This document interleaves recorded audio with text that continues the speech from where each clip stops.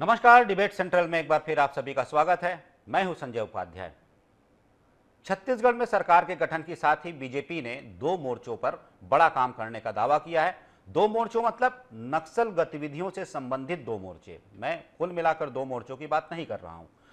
नक्सली मोर्चे पर एक मोर्चा वो है जिसपे कि नक्सलियों के गढ़ में घुसकर, नक्सल प्रभावित क्षेत्रों में घुसकर वहां नक्सलियों से लोहा लेना और उसे नक्सलियों से मुक्त कराना। दूसरा जो दावा किया जा रहा है वो ये है, जो बातें कही जा रही हैं कि नई नक्सल नीति के जरिए जो नक्सल हिंसा पीड़ित लोग हैं या फिर जो आत्मसमर्पित नक्सली हैं उनके लिए एक नीति बनाना ताकि उन्हें मुख्य धारा में लाया जा सके। जो नक्सल हिंसा से पीड़ित हैं उन्हें न्याय दिलाया जा सके। कुल मिलाकर उनमें जो भी उनका जो भी नुकसान हुआ है एक तरीके से क्षतिपूर्ति के रूप में उन योजनाओं में उन बातों को शामिल किया जाए ताकि उन्हें भी उसका प्रतिसाद मिल सके, योजना का लाभ मिल सके।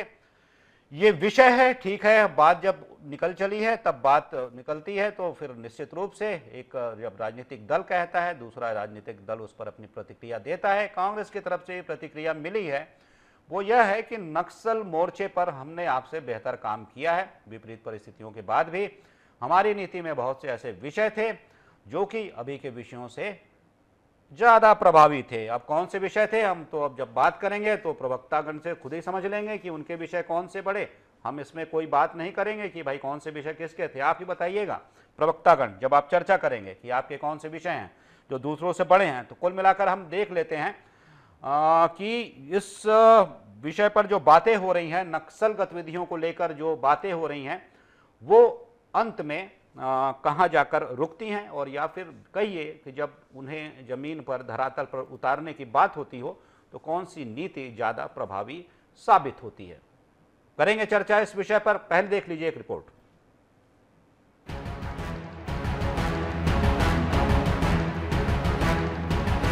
बीजेपी ने सरकार के गठन के बाद से ही नक्सल मोर्चे पर नई नीति अपनाई है। आत्मसमर्पित नक्सलियों के पुनर्वास के साथ ही नक्सलियों के गढ़ में घुसकर उन्हें घेरने और उनके खात्मे की नीति। देखा गया है कि सरकार बनने के बाद ही कई मुठभेड़ में बड़ी संख्या में नक्सली मारे गए। वहीं दूसरी ओर पुनर्वास नीति के तहत पहले की तुलना में बेहतर किए जाने का भी दावा किया गया है। वहीं कांग्रेस ने सरकार के द्वारा नक्सल मोर्चे पर किए जा रहे कार्यों पर भी कई सवाल खड़े किए हैं। वहीं कांग्रेस ने सरकार के द्वारा नक्सल मोर्चे पर किए जा रहे कार्यों पर भी कई सवाल खड़े किए। कांग्रेस ने तो कुछ मुठभेड़ों पर भी प्रश्न लगाए। साथ ही कांग्रेस अपनी सरकार के कार्यकाल में इस मोर्चे पर ज्यादा अच्छा काम किए जाने का दावा करती है। और प्रतिपक्ष के बीच इन आरोपों प्रत्यारोपों के बीच एक बात तो साफ है कि बीजेपी की नई सरकार इस मोर्चे पर पहले की तुलना में ज्यादा आक्रामक है। साथ ही केंद्रीय गृह मंत्री अमित शाह ने भी अपने छत्तीसगढ़ प्रवास के दौरान कई बार नक्सलियों के खात्मे की बात की है। रही बात इस दिशा में तय की गई अन्य नीतियों की, तो वो धरातल पर कितना प्रभावी होती हैं, यह आने वाले दिनों में समीक्षा का विषय होगा। Bureau report, DN news plus, Raipur. तो बात वही हो रही है कि नक्सल मोर्चे पर कैसी नीति बनाई जाए, कैसी नीति हो, हम बात करेंगे किसकी नीति बेहतर थी, इस पर चर्चा हो रही है। लेकिन कुल मिलाकर देखिए ये एक मैं बात कर रहा था, दोनों ही दलों के नेताओं से बात कर रहा था, तो बात का एक निचोड़ जब निकलता है वो यही है कि ये दोनों के लिए समान अवसर होते हैं, दोनों राजनीतिक दलों के लिए जब वो सत्ता में होती हैं, क्योंकि प्रदेश में शांति हो, विकास की बात हो और साथ ही साथ प्रगति का वो मार्ग हो जो बिना हिंसा के आता हो। ये वातावरण कैसे बने, और इस वातावरण के निर्माण के लिए, विकास के लिए उन क्षेत्रों को, उन हिस्सों को शांत करना होगा जहां पर अशांति है, और उस शांति के लिए कहीं बल प्रयोग तो कहीं कारगर रणनीति के अन्य हिस्से। ये दोनों ही पार्टियों का काम है जब वो सरकारों में होती हैं। तो कुल मिलाकर यह एक सम्मिलित विषय है, राजनीति का विषय नहीं है। राजनीति से हटकर एक सम्मिलित प्रयास का विषय है कि कैसे इस दिशा में आगे बढ़ा जाए और भय का वातावरण समाप्त किया जाए, चाहे वो प्रदेश के, देश के किसी अंश मात्र हिस्से में ही क्यों ना हो। इस पर आज हम चर्चा कर लेते हैं। अपने विशेष मेहमानों का पैनल एक जुड़ा हुआ है। डॉक्टर गंधर्व पांडे हैं, नेता हैं बीजेपी के, आपका स्वागत है गंधर्व जी। अंशुल मिश्रा जी हैं, कांग्रेस के प्रवक्ता हैं। अंशुल जी आपका भी स्वागत है। के शर्मा जी भी हमारे साथ जुड़े हुए हैं, वरिष्ठ पत्रकार हैं। शर्मा जी, आपका भी बहुत बहुत स्वागत है। गंधर्व पांडे जी, आपसे शुरुआत कर लेता हूं, क्योंकि अंशुल जी से पूछूंगा। आप बता रहे हैं कि आपने इस दिशा में, इस नीति को लेकर आपने बेहतर नीति बनाई है। मैं ये देख रहा था कि उस नीति में थोड़ा आगे बढ़कर आपने ये भी जोड़ा था कि प्रधानमंत्री आवास योजना के तहत भी घर जो बनाए जाएंगे वो आत्मसमर्पित नक्सलियों को दिए जाएंगे, जो उनकी हिंसा से जो प्रभावित लोग हैं उन्हें भी दिए जाएंगे। और क्या खास कुछ है इसमें जिसे आप कह रहे हैं कि हम बेहतर कर रहे हैं पिछली सरकार से? गंधर्व जी, देखिए, निश्चित तौर पे छत्तीसगढ़ की जब बात आती है और वनांचल क्षेत्र में जो नक्सलवाद का प्रकोप है उसकी बात आती है, तो इसके लिए जो भी उद्धार का कार्य किया गया है वो भारतीय जनता पार्टी के द्वारा किया गया। स्वर्गीय आदरणीय अटल बिहारी वाजपेयी जी ने जब राज्य बनाया और जगदलपुर जो पहले एक जिला हुआ करता था जिसे अब 7 जिलों पे कर दिया गया, एक केरल जैसे राज्य से भी बड़ा हुआ करता था वो जिला, उस समय पे जब हमारी सरकार बनी तो वहां से जो नीतियों का हमने अनुसंधान करना चालू किया, आज आपको जगदलपुर में मेडिकल कॉलेज दिखता है, सारी चीजें दिखती है, वो सब हमारी बनाई हुई चीजें हैं। वहां पर जो प्रधानमंत्री ग्राम सड़क योजना जब अटल बिहारी वाजपेयी जी ने निकाली, तो उस प्रधानमंत्री ग्राम सड़क योजना के तहत आज उस वनांचल क्षेत्र में हमें कनेक्टिविटी मिलती है। और नक्सल नीति की जो बात है उस पे हमारे अमित शाह जी का दौरा हुआ था छत्तीसगढ़ में अभी सितंबर में, उसमें हमने स्पष्ट किया है कि 2026 मार्च तक हम देश को नक्सल मुक्त करने की दिशा में कार्यरत रहेंगे। ज्वाइंट एसटीएफ विभिन्न स्टेट की टीमों द्वारा बस्तर जैसे क्षेत्र में 60,000 से ज्यादा जवान तैनात हैं। और रही बात, जब कोई नक्सलवाद की बात करता है और अगर नक्सलवादी आत्मसमर्पण करते हैं तो हमारी सरकार जो अभी वर्तमान सरकार है आने के बाद से लगभग 600 लोगों ने आत्मसमर्पण किया जी। लगभग 200 से ज्यादा नक्सलियों को हमने मार गिराया है। लगभग 700 नक्सली गिरफ्तार हुए हैं। इसमें बहुत ए दर्जे के, A+ ग्रेड के जो हाई प्रोफाइल नक्सली थे वो भी शामिल है। तो इस स्तर पर उतरकर हम काम कर रहे हैं। और प्रधानमंत्री आवास योजना के तहत जो नक्सली आत्मसमर्पण करेंगे उन्हें वर्तमान समाज में रहने के लिए जो भी आवश्यक चीजें हैं, चाहे बस्तर में मेन जो उनके उद्योग का जरिया है, आमदनी का जरिया है, तेंदुपत्ता संग्रहण, हमने हमारे मोदी की गारंटी में कहा था कि उसके दर में वृद्धि करेंगे। आज वो दर में वृद्धि हो चुकी है। आज हमारे मुख्यमंत्री जी, विधानसभा अध्यक्ष जी उसी क्षेत्र के दौरे में हैं। आज वहां पर जहां पर ये बस संचालनों ने बस चलाने से जिस क्षेत्र में मना कर दिया था, वहां हमारे मुख्यमंत्री जी के द्वारा आज महिला स्व सहायता समूह को 5 बस दी गई है कि आप 5 बस यहाँ के क्षेत्रों में चलाएं और आपस में कनेक्टिविटी बढ़ाएं। तो निश्चित तौर पे कहीं ना कहीं Bharatiya Janata party zero tolerance policy against Naxalism के साथ चल रही है। और कोई भी नक्सलवाद की जड़ जब तक खत्म नहीं हो जाती, हम इस दिशा पे कार्यरत रहेंगे। मैं आपके चैनल के माध्यम से और इस मंच के माध्यम से अगर मेरी आवाज किसी नक्सली तक भी जा रही है तो उनसे भी आग्रह करना चाहूंगा कि समाज का अमूल्य हिस्सा बने, आगे आए, आत्मसमर्पण करे। निश्चित तौर पे सरकार आपकी मदद करेगी। ठीक है अंशुल मिश्रा जी, बहुत सारी बातें गिना दी। 600 आत्मसमर्पण इस कार्यकाल में, 200 मारे गए, 700 गिरफ्तार, 6000 से अधिक फोर्स जो है डिप्लॉयड है कुल मिलाकर। और एक बताइए, एक बड़ा संकल्प है मार्च 2026 तक खात्मा नक्सलियों का। वही मैं सुन रहा था आदरणीय कि सन 2026 तक नक्सली का खात्मा खत्म हो जाएगा, नक्सली छत्तीसगढ़ से खत्म हो जाएंगे। कितनी सुंदर और कितनी मनोरम बात है। हालांकि वह बात अलग है कि जब भी छत्तीसगढ़ मतारी के अस्मिता और उनकी सम्मान की बात आएगी, सर्वप्रथम कोई ना कोई कांग्रेसी खड़ा हुआ उसके साथ नजर आएगा। अगर यह बात में सच्चाई, तनिक भी सच्चाई है तो मैं समर्थन करने तैयार हूं आपके मंच के माध्यम से। लेकिन ऐसा ना हो जाए कि सन 2021 में किसानों की आय दुगनी करने की बात कही थी, कितनी दुगनी हो गई। ऐसा ना हो जाए कि सन 2026 तक, क्योंकि ख्वाबी पुलाव बनाने में बीजेपी इतनी माहिर है कि शायद मेरे शब्दकोशों में शब्द नहीं है। जो व्यक्ति विशेष के ऊपर, जो पार्टी विशेष के ऊपर झीरम कांड जैसे काले दामन पे दाग लगे हों, जो खून से सने हों, वो नक्सलिज्म की बात ना करें तो मान्यवर बेहतर होगा। अभी बीजेपी के प्रवक्ता ने बताया कि आदरणीय स्वर्गीय अटल बिहारी वाजपेयी जी ने राज्य बनाया था, तो थोड़ा सा उनको करेक्ट कर देना चाहता हूं कि उस समय के तात्कालिक मध्य प्रदेश में विधानसभा में यह प्रस्ताव पारित हुआ था और माननीय दिग्विजय सिंह ने इस बात को, प्रस्ताव को रखा था। सारे विधायकों के साथ जाकर उस मंत्रिपरिषद की बैठक में वो उपस्थित हुए थे और इस प्रस्ताव के आगे बढ़ाने का काम माननीय पूर्वीय अटल बिहारी वाजपेयी जी ने किया था। तो कम से कम जो साक्ष्य है, सच्चाई है, मीडिया पर तोड़ मड़ोड़ कर प्रेषित ना करें। और झीरम कांड की बात अगर मैं करूं तो हमने अपने शीर्ष नेतृत्व को खोया है, और झीरम कांड की अगर मैं बात करूं तो हम परिवर्तन यात्रा निकालने गए थे और आपने उनके इकोनॉमी की बात करी, आपने उनको मुख्य धारा में जोड़ने की बात करी। साहब ये होना चाहिए, ये अवश्य ही होना चाहिए, लेकिन जिसकी नियत और रीति में फर्क होता है वो सिर्फ और सिर्फ ख्वाबी पुलाव बना सकते हैं। हम तो वो व्यक्ति लोग हैं साहब जो गांधी जी की विचारधारा पर चलते हैं। गांधी जी यह कहते हैं कि किसी अपराधी से घृणा करो मत, उस अपराधी के अपराध से घृणा करो। पिछले 5 वर्षों में हमने अपराधी के अपराध से घृणा करी। 18 जिलों तक फैला हुआ नक्सलवाद जो कि पिछले 15 वर्षों की प्रतिभूति हमें प्राप्त हुई थी, वह 2 जिलों तक ले जाने का कार्य अगर किसी ने किया तो वो कांग्रेस ने किया। ये कांग्रेस ही नहीं कहते या कोई कांग्रेस सरकार नहीं कहती, यह हमारे राष्ट्रीय नेतृत्व का, मोदी जी के डिपार्टमेंट का, नीति आयोग का डाटा प्रस्तुतिकरण है सर। ये मैं नहीं कह रहा हूं, ये मेरा दावा नहीं है। आपने वो भी एक बता दीजिएगा जो मैं पूछ रहा था कि नीति की मैं बात कर रहा था कि आपकी नीति उनकी नीति से बेहतर कैसे, मतलब मेरे कपड़े, वो क्या होता है ना कि मेरे कपड़े ज्यादा सफेद हैं, उनके सफेद कैसे, बताइएगा ये कि मेरी शर्ट आपकी शर्ट से सफेद कैसे, बताइएगा। अगले सवाल में पूछ लूंगा। के शर्मा जी से भी थोड़ा पूछ लेता हूं। शर्मा जी, जैसा कि 2 बातें हो रही हैं, दोनों दावा है कि इस मोर्चे पर हम ज्यादा अच्छा कर रहे हैं। एक बात जो बताइएगा, एक जो बड़ी बात है जो कि जिसकी चर्चा गंधर्व जी कर रहे थे, जैसा कि केंद्रीय गृह मंत्री अमित शाह जी ने कहा था, उसका ये उल्लेख कर रहे थे गंधर्व जी कि 2026 मार्च तक नक्सलवाद छत्तीसगढ़ से समाप्त हो जाएगा।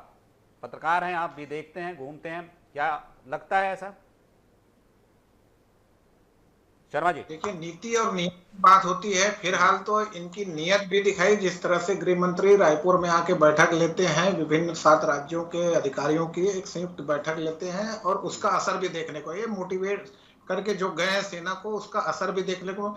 लगातार जो अभियान चल रहा है उसकी सबसे बड़ी बात यह है कि सेना को कम नुकसान हो रहा है या नुकसान नहीं हो रहा है कहा जाए, और सेना उनके मार्ग में जाके, आज की भी घटना को देखेंगे, नारायणपुर दंतेवाड़ा के बॉर्डर में जाना और अबुझमाड़ क्षेत्र में जाके कार्रवाई करना, और 9 नक्सलियों को, मतलब 14 की बात आ रही है, अब तो 14 तक के आंकड़े आ रहे हैं कि 14 नक्सली मारे गए। तो ये बड़ी उपलब्धि है सेना को, बिना नुकसान के, और हथियार भी मिल रहे हैं AK-47 जैसे। तो ये उपलब्धि के पीछे सरकार जब सपोर्ट करती तो उसका। दूसरा चीज है, महत्वपूर्ण बात है जो पुनर्वास नीति जल्दी लाना चाहिए। अभी जो आप आवास की बात कर रहे हैं, 10,000 आवास के बाद मुख्यमंत्री शाह जब दिल्ली गए थे तो शिवराज सिंह से चर्चा हुई थी, इसकी मांग की थी कि इन क्षेत्रों के लिए 10,000 अलग से आवास स्वीकृत किया था। आवास स्वीकृत होना, फिर उसको निर्माण होना, लाभ होना, जो योजनाएं पुनर्वास नीति के तहत भूपेश सरकार के समय बनी थी, उस समय भी बड़ी योजनाएं थी, चाहे उनके जमीन देने की बात हो, नौकरी देने की बात, यहाँ तक कि एक गोली के पीछे 5 रुपए को उन्होंने 50 रुपए बढ़ा दिया था, ये कहा जा सकता है। तो ये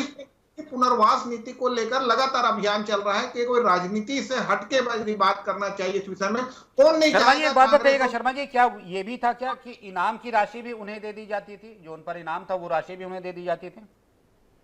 निश्चित रूप से वो तमाम प्रकार की योजनाओं को आप देखेंगे तो उसमें लाखों रुपए के उनको जमीन भी देना है और उनको राशि भी उपलब्ध कराना है, और जितने बड़े केडर का नक्सली रहेगा उस हिसाब से उसकी राशि में बढ़ोतरी कर रहा था। महत्वपूर्ण बात है, कल जो अभी तात्कालिक बात करें, लंबी बातें में तो बहुत है, मुझे लगता है कि राजनीति से ऊपर उठ के कांग्रेस भाजपा सभी चाहते हैं कि छत्तीसगढ़ ही नहीं पूरा देश जो है नक्सली हिंसा से मुक्त हो, और ये सब लोकतंत्र में हिंसा के लिए कोई जगह नहीं है। और सभी जो विचारधारा की बात है, नक्सल कोई विचारधारा लेके आते हैं, कम्युनिस्ट विचारधारा या उग्रता को छोड़ के यदि विचारधारा के साथ लोकतंत्र में चुनाव लड़े तो कहीं कोई दिक्कत नहीं है। आप तेलंगाना में देखिए, जो नक्सली महिला जो छोड़ के आती है वो शिक्षा के बाद आज वहां पे मंत्री बनी बैठी है, तेलंगाना सरकार में मंत्री है। तो इस प्रकार से आप लोकतंत्र में चुनाव लड़ने का जगह है। छत्तीसगढ़ में भी आप देखेंगे अभी पंचायत चुनाव होने वाला है, लगभग 2-3 दर्जन पंचायत इनके कब्जे में कहा जाता है। तो उन क्षेत्रों में अपनी उपस्थिति लोकतंत्र के माध्यम से दर्ज करें और मुख्य धारा से जुड़े, और हर कोई वो भी चाहते हैं जल जंगल जमीन की रक्षा की बात करते हैं, सरकार भी वही बात कर रही है, वो आदिवासी की बात कर रहे हैं, सरकार भी आदिवासी की हित की बात कर रही है। तो जब आपका हित है तो हिंसा का रास्ता क्यों, इस विचार को लेते हुए दूसरी ओर जो विकास और पिछड़ेपन की कमी वहां देखी जा रही थी, जिसके चलते हुए अभी लगातार, पहले तो बस्तर में आप एक चीज ध्यान रखिए कि पहले चुनाव के समय ही नेता वहां नजर आते थे, अब लगातार जिस विकास काम हो रहा है। तो मुझे लगता है कि सभी राजनीतिक दलों को एकजुट होकर विपक्ष को भी सलाह देना चाहिए, क्योंकि उनके भी जनप्रतिनिधि, लोगों को वहां समझाने की आवश्यकता है और जागरूकता की आवश्यकता है। जिस तरह से दिल्ली तक गए, अभी नक्सलियों को लेके गए तो शहरी नक्सलियों के एक संदेश देने की बात आई, और फिर अभी आप देखे होंगे कांकेर में कुछ शहरी नक्सलियों के नाम पर एक पत्रकार और कुछ लोगों के ऊपर कार्रवाई हुई। तो ये सबका रिजल्ट परिणाम मूलक होना चाहिए, महत्वपूर्ण ये। ठीक है, तो आपने जैसा कहा कि विकास अगर पहुंचता है, विकास अगर उन स्थानों तक पहुंचता है जहां तक अभी उसकी धमक नहीं है, तो वहां से विनाशकारी तत्व अपने आप कहा जा सकता है गायब हो जाते हैं, या फिर विलुप्त हो जाते हैं, या फिर वो जगह छोड़ देते हैं। निश्चित रूप से शिक्षा का बड़ा स्थान है, विकास के साथ शिक्षा का बड़ा स्थान है। गंधर्व जी, जैसा कि एक मैं सवाल ये पूछ रहा था, अंशुल जी कह रहे थे, उसका आप जवाब दे लीजिए, लेकिन एक विषय और भी है जो बार बार कांग्रेस आरोप लगाती है। तो इन आरोपों को, हालांकि अभी जिस तरीके से लेकर गए दिल्ली लेकर गए, जो नक्सली हिंसा पीड़ित लोग थे वो दिल्ली गए, मिले, साथ ही साथ उनको वो आप वहाँ भी ले गए, कहाँ, जेएनयू भी ले गए, वहाँ भी आप ले गए, और वहाँ भी लड़के पहुँचे, बच्चे पहुँचे, अपनी व्यथा उन्होंने बताई कि क्या क्या उनके साथ हुआ। तो जो 2026 तक के खात्मे की बात है, तो ये बताइएगा कि जैसा शर्मा जी पूछ रहे हैं कि ये एक सांकेतिक एक टारगेट या फिर एक ऐसा लक्ष्य चिन्हित किया गया है ताकि हम तेजी से आगे बढ़ें, हो सकता है थोड़ा आगे भी बढ़ जाइए। देखिए, हमारी जो सरकार है उसकी एक नियत बिल्कुल स्पष्ट है कि हम जीरो टॉलरेंस के साथ आगे बढ़ेंगे जी, और लोगों को मुख्य धारा में जोड़ने की कोशिश करेंगे। हमने उनके लिए सभी प्रकार के मार्ग खोल के रखे हैं। अब ये फैसला नक्सलियों का है, जो उस ओर जा चुके हैं उनको सर्व सुविधा है कि वो चाहे तो आत्मसमर्पण करके मुख्यधारा से जुड़ सकते हैं। अगर वो अपने इसी कुटिलता पे बने रहे कि नहीं, वो समाज के साथ अग्रणी भूमिका में नहीं आना चाहेंगे, तो उसके लिए हमारी फौज है, सेंट्रल फोर्सेस भी लगी हैं, स्टेट फोर्सेस भी लगी हैं, बस्तर बटालियन भी है, बस्तर के सिपाही भी हैं, सीआरपीएफ के जवान भी हैं, और लगभग 60,000 जवान पूरे प्रदेश में कहीं ना कहीं नक्सलियों के लिए तैनात हैं। और इसके अलावा जो हमारे कांग्रेस के प्रवक्ता ने कहा, मैं उनसे पूछना चाहूंगा कि जब 5 साल उनकी सरकार थी, उन्होंने झीरम कांड का जिक्र किया। उस झीरम कांड का रिपोर्ट लेके जेब में घूमने वाले लोग उस झीरम कांड के रिपोर्ट को आज तक सार्वजनिक नहीं कर पाए। 5 साल ये सत्ता में रहे, सत्ता से निकल गए। उसके बाद चुनाव के जस्ट पूर्व, चुनाव, विधानसभा चुनाव जब निकट थे, तो सभी वनांचल नक्सली क्षेत्रों में भाजपा नेताओं की टारगेटेड किलिंग शुरू हो जाती है, और उस विषय में इनके ओर से एक स्टेटमेंट भी नहीं आता। बाद में जब एनआईए की जांच होती है, तो उसमें कांग्रेस के नेता का जिक्र हो जाता है कि नक्सली से लिंक था। तो अब इस प्रकार के जब आरोप किसी पार्टी पर लग जाए और वो बात करे अहिंसा और महात्मा गांधी की, तो ये क्या है, एकदम शोभा नहीं देता। हमारी पार्टी की विचारधारा अंत्योदय के तहत जो अति पिछड़ा वर्ग समुदाय है, जिस समुदाय से हमारी राष्ट्रपति जी भी हैं, उनको विशेष तौर पे हम ध्यान देकर उनको आगे समाज से जोड़ रहे हैं। समाज में वो अग्रणी भूमिका में आए, मुख्य धारा में आए। आज छत्तीसगढ़ के नक्सल क्षेत्र से जब कोई बच्चा निकलकर विश्व में अपने मलखम की प्रतिभा दिखाता है, युवा कौशल दिखाता है, आप नारायणपुर जाएंगे, वहां फुटबॉल खेलते आप जब युवाओं को देखेंगे, तो बिल्कुल बिल्कुल ये बदलाव होता है। गंधर्व जी, अंशुल जी सीधे जवाब दे लीजिए। वो जो सवाल पूछे थे, जो 2-3 सवाल आपको याद होगा, वो कह रहे थे कि आपकी जब सरकार थी तब आप सबूत क्यों नहीं पेश कर पाए। बिल्कुल याद है, इशारा क्या कर रहे थे आपको पता होगा। बिंदुवार तरीके से जवाब देने का प्रयास करूंगा। जेएनयू जिन बच्चों को लेकर गए थे, मान्यवर बीजेपी के प्रवक्ता जरा ये बता दें कि वहां पर उनका एडमिशन कराया कि नहीं कराया। चलिए इस बात को छोड़ दीजिए, आप मुझे ये बताइए कि पिछले 9 महीनों में नक्सल प्रभावित क्षेत्रों में कितने विद्यालय बंद हो गए। इतना तो आप, मुझे उम्मीद है कि आप बता देंगे। आप कहते हैं कि सन 2026 तक हम नक्सलवाद का खात्मा कर देते हैं। हम चाहते हैं उसको बंद करना, खत्म होना, क्योंकि हमने अपने अभिभावकों को खोया है। अब वो उस समय किसकी सरकार थी, इसी को तो राजनीतिकरण कहते हैं। माननीय वरिष्ठ वक्ता जी ने यह कहा कि इसके ऊपर राजनीति नहीं होना चाहिए। कांग्रेस ने इसके ऊपर कभी राजनीति नहीं करी, मान्यवर। तीसरी बात, आपने कहा कि हमारे झीरम कांड को लेकर रिपोर्ट प्रस्तुत क्यों नहीं कर दी। तो क्या बीजेपी और बीजेपी का संपूर्ण अमला इस बात को इंगित करता है कि तय करता है कि बीजेपी पूर्णतः फेल हो चुकी है, मोदी जी पूर्णतः फेल हो चुके हैं, कि हमारी जेब में रखी हुई रिपोर्ट को वो कहीं ना कहीं साक्ष्य मान रहे हैं। इस बात को आप तय करते हैं। हम सर कानून और नियमावली को मानने वाले लोग हैं।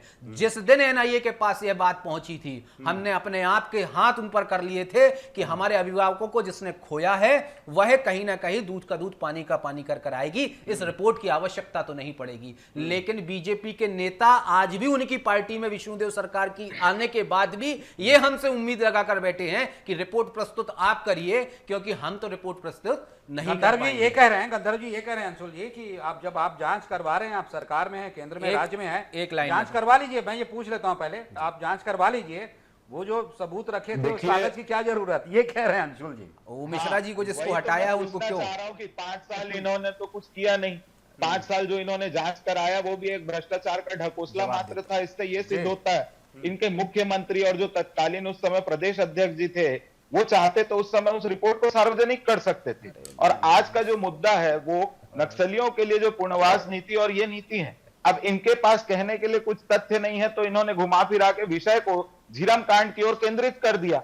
और रही बात माननीय महोदय, अगर आपको रिपोर्ट ही चाहिए तो उस रिपोर्ट के लिए आप आरटीआई लगा लीजिए अपने भूपेश बघेल जी से, आपको रिपोर्ट मिल जाएगी। और हमारी सरकार को जब रिपोर्ट जारी करना होगा तो हम उसे तथ्य के साथ जारी कर देंगे। उस विषय पे हम जब उसमें आगे जांच बढ़ेगी तो हम कर देंगे। झीरम कांड की घटना बीजेपी को, प्रवक्ता को इतनी हल्की लगती है कि लाइव डिबेट में बैठकर ये कहते हैं कि घुमा फिरा के झीरम कांड की घटना पर ले आए। आप क्या समझते हैं झीरम कांड की घटना नहीं हुई थी, क्योंकि हमने कांग्रेस के अपने अभिभावकों को खत्म किया था। उस नक्सलवाद और गलत नीति की वजह से हमने अपने अभिभावकों को खत्म किया था। मान्यवर, आप इतने असंवेदनशील हो सकते हैं, मैंने कम से कम आपसे यह उम्मीद नहीं करी थी। मैंने आपसे 2 प्रश्न किए कि 9 वर्षों में 9 महीनों में वहां पर कितने विद्यालयों को आपने बंद कर दिया है, इसका जवाब नहीं दे पा रहे। आप तो वही पार्टी के प्रवक्ता है ना मान्यवर, जो सीधे साधे भोले आदिवासी भाइयों को नक्सली बताकर जेल में डाल दिया था।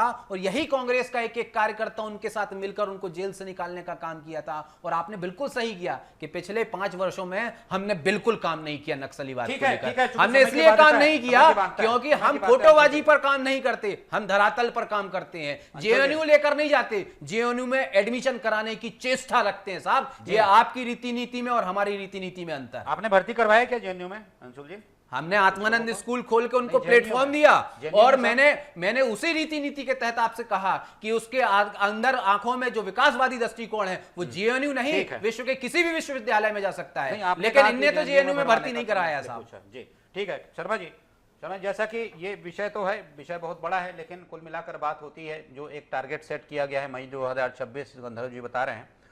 दूसरी बात यह है कि अन्य मोर्चों पर कि कैसे उनकी पुनर्वास नीति कैसी हो, कैसा उसमें कैसे बिंदु हो, कैसे प्रावधान हो। दूसरी बात तो ये है, क्या आप ये मानते हैं पत्रकार के रूप में कि इन 2 मोर्चों पर काम करके नक्सलवाद की समाप्ति हो सकती है? एक तरफ उनसे सीधा लोहा लेकर, उनसे सीधी लड़ाई लड़कर, और दूसरी एक नीति लाकर, सरकारें जो भी हों साहब, मैं सरकारों की बात नहीं कर रहा हूँ, ये सरकार हो और भी कोई सरकार हो, आने वाले 50 सालों में और भी कोई सरकार आ जाए, या फिर आप कहीं ये देखते हैं कि विचारधारा कहीं बची हुई है, या फिर विचारधारा नाम की कोई चीज नहीं बची, अब तो सिर्फ हैं?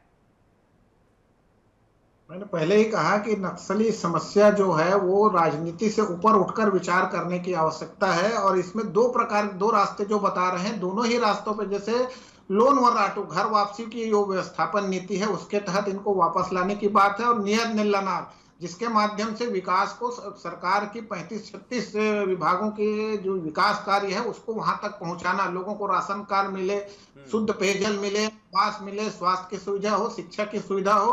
तो इसके माध्यम से निश्चित रूप से आप जानते हैं कि वो अमीर धरती के गरीब लोग छत्तीसगढ़ के कहे जाते हैं, और बस्तर में खनिज संपदा, वन संपदा से पूर्ण है, पर्यटन की अपार संभावनाएं वहां पे है। जिस तरह से अभी नगर नार प्लांट शुरू हुआ है, 50,000 लोगों को रोजगार देने की बात कही गई, तो स्थानीय लोगों को प्रशिक्षित करके कितने लोगों को रोजगार दे रहे हैं। जहां तक कांड की बार आती है तो अभी तो भाजपा सरकार है, और प्रशांत मिश्रा आयोग की रिपोर्ट अभी सरकार के पास पड़ी है, इसको सार्वजनिक कर देना चाहिए। जो राजनीतिक षड्यंत्र का आरोप लगता है उस पर कार्रवाई हो। भाजपा सरकार शुरू से जब दमदारी से कार्रवाई की बात करती है तो जनता भी इंतजार कर रही है कि प्रशांत मिश्रा आयोग में वास्तविक क्या है कहा गया है, ये भी सभी इंतजार कर रहे हैं। तो सरकार के पास है, राजभवन में विवाद हुआ, कांग्रेस ने किया, अब तो आपके पास है, आप उजागर कीजिए उसको। दूसरी चीज है, जितने विकास के आप बस्तर में पहुंचाएंगे, मुझे लगता है कि छत्तीसगढ़ को विकसित छत्तीसगढ़ बनाने में इसी बस्तर की एक महत्वपूर्ण भूमिका आपको भविष्य में नजर आएगी। बिल्कुल, जैसा कि बात है कि भाई देखिए, पक्ष विपक्ष ये दोनों की सम्मिलित जिम्मेदारी है, इन दोनों का एक सम्मिलित उत्तरदायित्व है कि इस मोर्चे पर साथ मिलकर लड़ाई लड़े, क्योंकि ये किसी एक दो की लड़ाई नहीं है, ये पूरे प्रदेश की लड़ाई है, ये पूरे देश की लड़ाई है। और यहाँ पिस कौन रहा है स्थानीय स्तर पर, वो लोग इस पे कहीं ना कहीं उनकी आहुति हो रही है एक तरीके से। उन लोगों की कहिए कि अलग अलग तरीके से अपना शरीर खो रहे हैं, अपना घर खो रहे हैं, अपने खेत खलिहान खो रहे हैं। कुल मिलाकर एक ऐसी स्थिति बन रही है जिसे कि अच्छा तो नहीं कहा जा सकता, बिल्कुल। लेकिन अब इस मोर्चे पर अगर दोनों दल साथ आते हैं, राजनीति से ऊपर हटकर, जैसा आपने एक शब्द कहा, राजनीति से ऊपर हटकर गैर राजनीतिक भाव से अगर इसे एक समस्या के रूप में लिया जाए और इसके सभी आयामों पर चर्चा की जाए, तब संभव है कि यह हो सके। हालांकि जैसा कि मैं पूछ भी रहा था भाजपा के प्रवक्ता जी से, वो कह भी रहे थे, भाजपा के प्रवक्ता गंधर्व पांडे जी, कि 2026 मार्च तक नक्सलवाद खत्म हो जाएगा। ठीक है, इस ओर भी देख लेते हैं, क्योंकि 2026 तो आपके ही कार्यकाल में अभी आना है, जब आपकी ही सरकार रहेगी, तब भी देख लेंगे। लेकिन बात यही है, कुल मिलाकर चर्चा का सार यही है कि नक्सल मोर्चे पर सरकारें हर बार कुछ करती हैं और नई सरकार हर बार कुछ पहले से ज़्यादा बेहतर करने की कोशिश करती है, लेकिन क्या वो धरातल पर प्रभावी होता है, प्रभावशाली होता है, क्या वो दिखता है? कुल मिलाकर ये सारे विषय होते हैं। लेकिन जैसा कहा कि इससे निपटने के लिए गैर राजनीतिक भाव से दलों को ऊपर आना पड़ेगा और एक साथ मिलकर कंधे से कंधा मिलाकर काम करना होगा। तो चूंकि समय की बाध्यता है, तो आज की चर्चा में सिर्फ इतना ही। आप सभी शामिल हुए, डॉक्टर गंधर्व पांडे जी, अंशुल मिश्रा जी, बहुत बहुत धन्यवाद। साथ ही साथ के शर्मा जी, आपका भी बहुत बहुत धन्यवाद। तो ये एक कुछ विषय था जिस पर हम बात कर रहे थे अपने विशेष मेहमानों के साथ। किसी महत्वपूर्ण मुद्दे पर फिर मिलेंगे, फिर बात करेंगे। तब तक दीजिए आज्ञा, नमस्कार।